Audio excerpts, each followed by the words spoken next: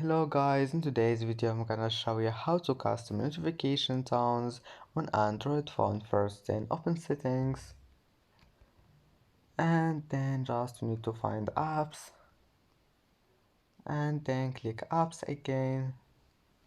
Now just select any application you want here like Instagram and then click notifications. And as you see here you can find any notification you want like comment likes or this one support requests, and then just select anything you want, and here you can change notification sound.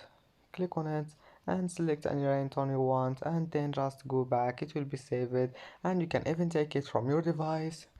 And that's it, it's easy, and that's how to custom notifications on Android phone. And that's it for today's video. If you like this video, don't forget like and subscribe, and thank you for watching this video until the end, and see you in the next video.